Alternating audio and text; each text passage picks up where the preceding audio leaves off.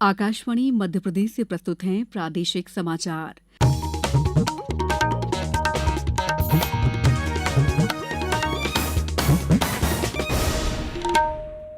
नमस्कार, समाचारों के साथ मैं दीपा सिंह।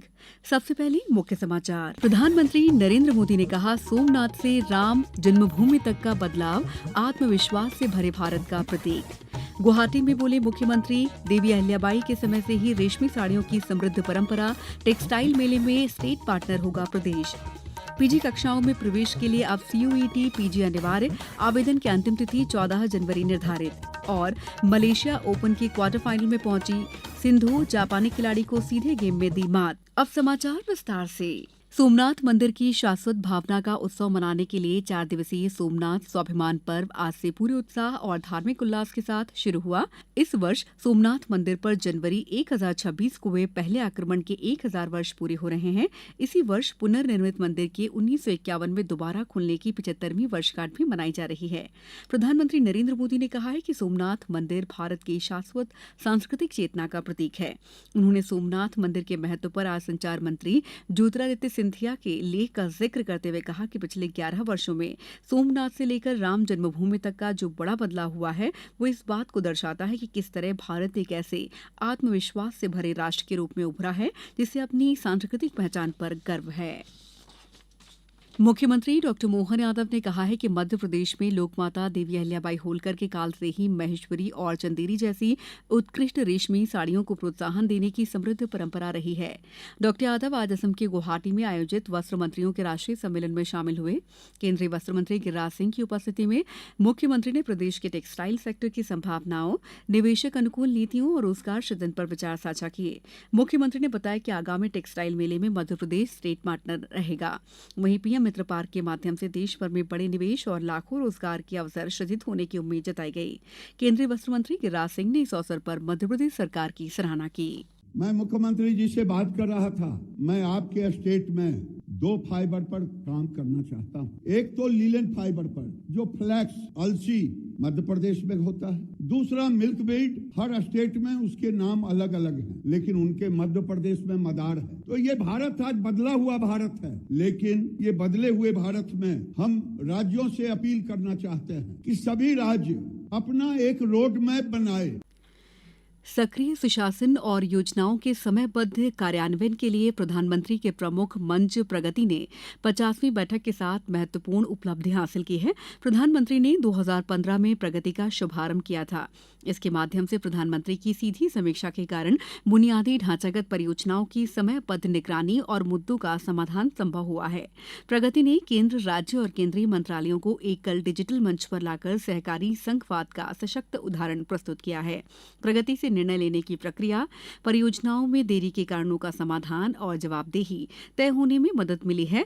इस विशेष श्रृंखला में आज हम महाराष्ट्र में Solapur super thermal power station पर एक नजर डालते हैं।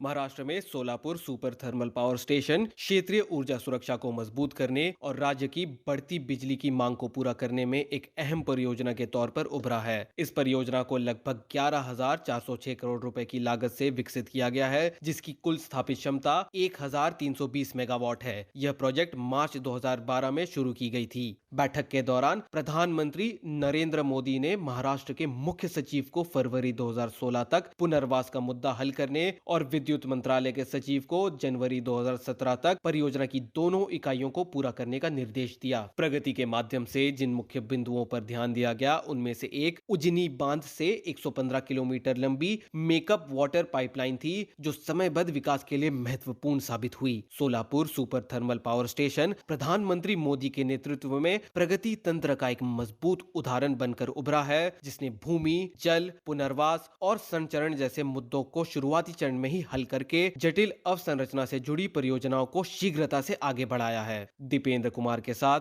आदर्श, आकाशवाणी समाचार, दिल्ली।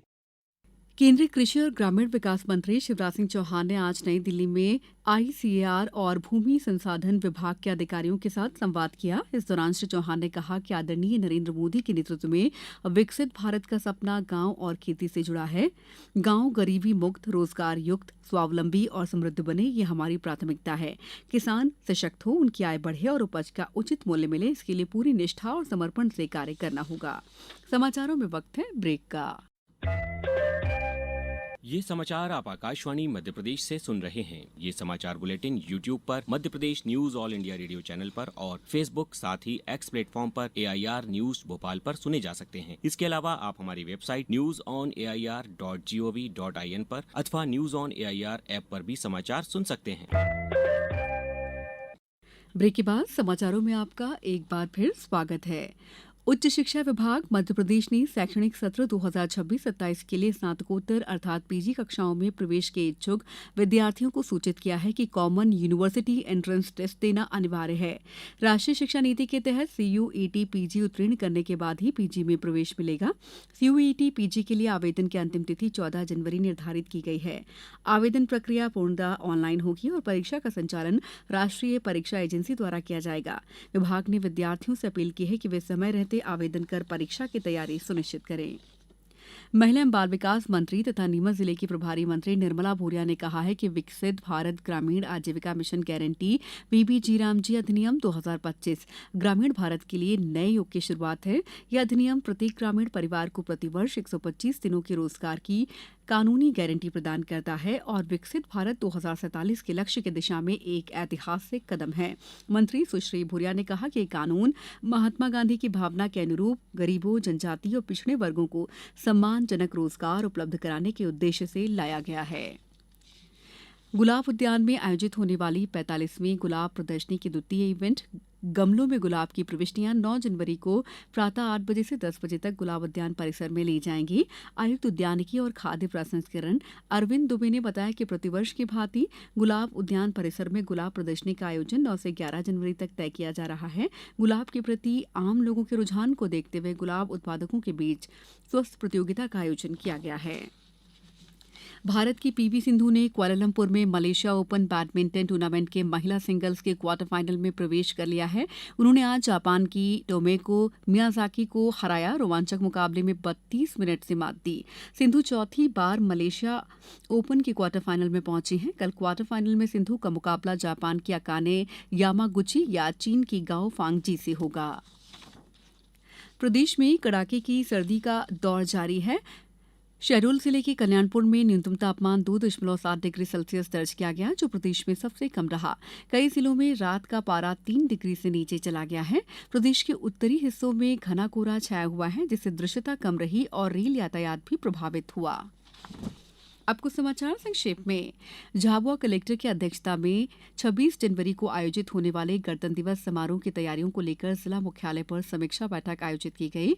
अशोकनगर में प्रधानमंत्री फसल बीमा योजना के अंतर्गत रबी वर्ष 2025-26 में सेवा सहकारी समिति, सर्विस सेंटर और बैंकों के माध्यम से किसान 15 जनवरी तक अपनी अधिसूचित फसलों का फसल बीमा करा सकते हैं। श्योपुर जिले में बाल विवाह मुक्त भारत अभियान के अंतर्गत बाल विवाह की रोकथाम और जन जागरूकता के लिए विभिन्न कार्यक्रमों का आयोजन किया जा रहा है।